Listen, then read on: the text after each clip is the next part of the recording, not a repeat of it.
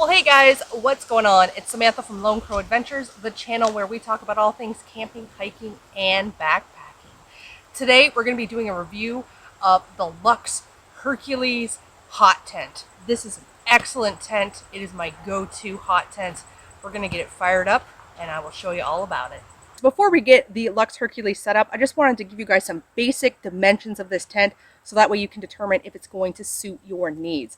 So the Luxe Hercules is classified as an 8-person tent, although Luxe's website states that if you're planning on using a wood stove in the tent, that it is a 6-person capacity. So keep that in mind.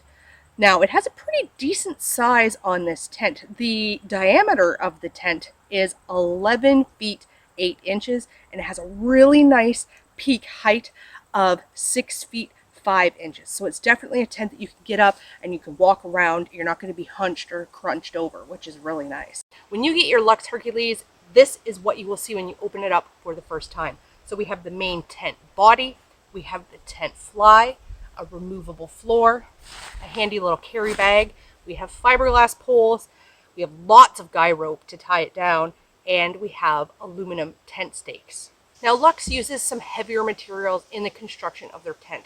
So all the materials here have a total weight of 31 pounds. And I'm going to break it down in the description below of what each individual item weighs for those of you who may be interested. Now, the fabrics that are used, we have a 68D polyester on the tent body with a waterproof rating of 1,500 millimeters. And both the tent fly and the tent floor are made of 150D Oxford polyester with a waterproof rating of 3,000 millimeters. So this is a very watertight setup, and it's definitely going to hold up to some rainy and snowy conditions. This tent is a dome style tent, and it has 6 fiberglass poles that offer the supports. So we've got 3 black poles, and those are the main supports for the tent body. And then we have 3 gray poles, and those are the additional external supports that really help to take that wall and push it out so you get maximum amounts of space and stability on the tent. So this is what the tent looks like once you get these black poles put into it. You'll notice everything is color coded. So we have a black stripe along this sleeve here, and then we have these black clips that correspond to it. The silver poles are going to go along the side, and they're really going to pull this side of the tent out, make it nice and taut.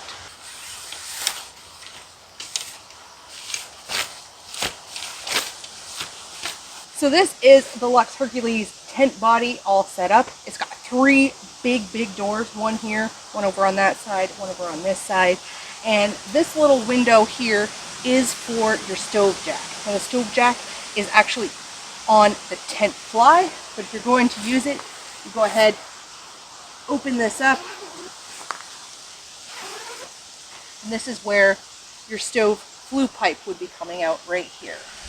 So this is that window that I was showing you outside a few minutes ago. It has zipper access also on the inside, and this folds down, and generally your flue pipe's going to be coming up here. So what I do is I take this and I roll it, and there's a handy little S-hook here. And I usually wrap this around a couple of times. Make sure that it stays nice and rolled up. And then when we put the Rainfly on, that's where the stove jack is going to be, right here on the Rainfly. Now the fastening system on the tent fly is a little different from a lot you may have seen. We have an S-hook and we have this clip here. So you don't want to just clip it like that because that doesn't offer a whole lot of stability. What you want to do is you actually want to take this and clip it from underneath so that it wraps all the way around, and it's much more stable that way. This is really going to hold up to a lot of wind. Now that we have the fly on, I can go ahead and show you guys the stove jack. Unzip this. Oh, I'm a little bit on the short side, so okay, here we go. So this is your stove jack panel, and this rolls back, and again it secures with an S-hook. So what I do, I want a nice secure fit. I pull that all the way through, and then I loop it around a second time. Now this stove jack panel is completely removable. So when you first get your hot tent, it's not going to be cut. So that way you can cut this to fit the size stove flue pipe that you have. So this is ours here. We have a 2.5-inch pipe that goes through here. So I just cut it in this shape here and comes right out the top. Just kind of show you a close-up here of the stove jack. So this is Velcro, and it is sewn directly to this polyester fabric on the back. So you don't have to worry about this Velcro material getting wet and then bleeding water into your tent. That has never ever occurred. Sometimes we get a little bit of water that comes down the flue pipe when it's raining, but if you're worried about this, this is actually sewn to that polyester material there, which again, this tent fly has a 3,000 millimeter water resistance rating, so it's very waterproof. So this is a view of inside the tent. It's really spacious, and actually I can stand up, I can put my hands above my head, no problems at all. And you notice there's no floor in here right now. The floor is completely optional. It does come with the tent, which is very important. I generally do use the floor, not just for bug control in the shoulder season, but also when I am camping in the snow. I don't want to have a lot of moisture and stuff on the inside of the tent. And because it has that 3,000 millimeter waterproof rating on the floor, if a little bit of snow melt happens underneath the floor, I'm not getting any water or moisture seeping up through my floor, which is really great. One of the really nice features of this floor is that you can either use it as a full floor or you can use it as a half floor. So where you would use it as a half floor, you would set it up like so, and you would keep your sleeping quarters on this side of the tent, and you would put your stove over here. And you never want to put your stove directly on top of this tent floor.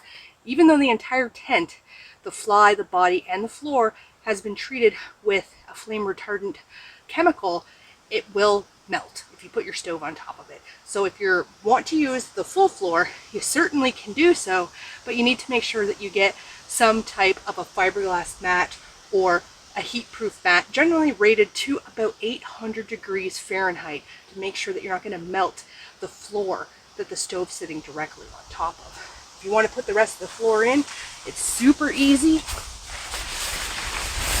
Just unrolls. And it fastens with a series of buckles and T-ties. So the floor, fully seam taped, snaps into the buckle. And then you come over here and you find a T-tie. And you pop that through. Then you go buckle, T-tie, buckle, T-tie, buckle, T-tie, all the way around the whole tent. And this is what the interior of the tent looks like once you have the entire floor inside of it. Really generous.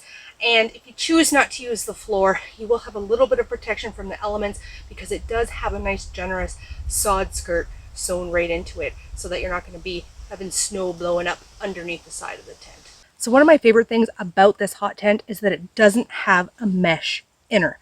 A lot of times when you buy a hot tent, you get the hot tent, and then they also make a mesh inner insert that you can put in there for bug control in the shoulder season, but you usually have to purchase it additionally, and it's an extra piece of gear you have to set up. This one, no mesh inner, which is awesome. It has an integrated screen called the no-seam screen. Go ahead, open it up. We can get this door fully open. We can get lots of nice ventilation, and this screen is fully integrated here. Now it does feature two zippers, one along the bottom and one along the top, so that you can open the screen up if you're going to use it in the winter, and then you can roll it to the side. And usually what I do is I just tuck it away for the entire trip if I'm camping in the winter. And it's got these same S-hooks ties that you just bring it through the top. Another one down here at the bottom.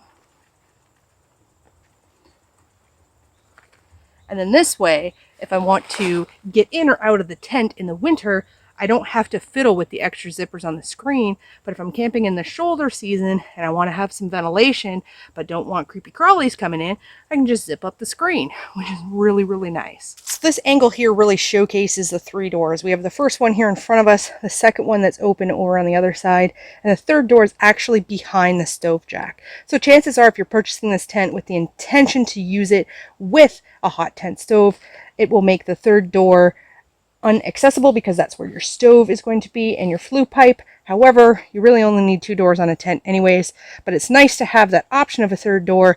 If you did want to sleep a bunch of people in here without the stove, you've got 3 different exit points, which is really nice.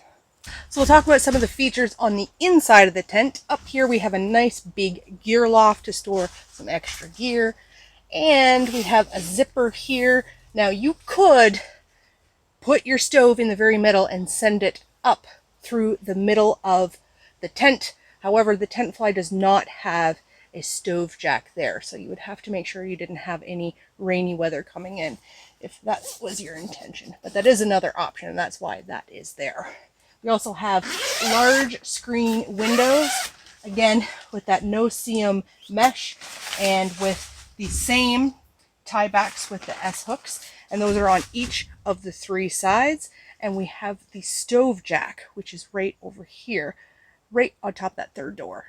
Now in the corner next to each of the 3 doors, so we've got 1, 2, 3, 4, 5, 6 large stove pockets that you could stow some extra gears in there. I usually like to throw my headlamp in there, and I usually like to put a bushcraft knife or something in there too, just so I can have access to it. But really nice storage options in a tent this size. So I thought I would give you guys just a little size perspective of what the tent looks like when it has a wood stove in it. This is a medium-sized wood stove. This is the Winterwell Nomad size medium, and that is my fireproof mat. Now you can get a lot of different fireproof mats, and you can really pay through the nose for fireproof mats. I will put the link in the description below for this specific mat because this was a pretty good deal, but you can even use a welding blanket or something if you wanted to. You just never want to run your stove directly on this removable floor because the most heat that the stove generates is right at the bottom, and you're going to melt this floor. The other thing that I wanted to mention was the pipe. So up here I have a double walled pipe, and this was an attachment for my stove I had to purchase additionally. Now you don't need a double wall pipe necessarily, but this pipe does come fairly close to this back edge, and even though it's treated with a heat resistant and flame retardant chemical, it just made me a little bit nervous, so I went ahead and got a section of double wall pipe just to go up through here. Now the stove jack on this particular tent will accommodate a variety of different sizes, and it will accommodate a stovepipe girth up to 5 inches in diameter. So keep that in mind depending on what stove that you have or what stove you're planning to buy if you're thinking about getting in a hot tent for the first time. So just wanted to showcase this angle a little bit closer. So this is the fold down, roll down door here, and this is the double wall pipe, and it does extend about, I'd say, 3/4 of an inch out, and this is going to keep the heat going up and prevent the heat from going outward, just because it does pass a little close to this for it just to be the flue pipe to make me comfortable. So that's my preference. You don't have to do it, but I always think safety first. So this is the other view of the stove. You see the flue pipe coming up, and I've got a nice generous amount of flue pipe going right up and above this tent. Generally you want to have at least 12 inches above the peak of the tent, but I've got even more than that just because here in the Midwest it gets windy, the wind changes directions, and I'd rather just have a little bit extra safety with the smoke going up and away from my tent and not coming back into that Rainfly, because nobody wants to deal with that. The Hercules does have some additional guy out points on the Rainfly itself. Now this is not a feature that I generally use because this is a really robust tent, even in high winds, heavy rains, really robust.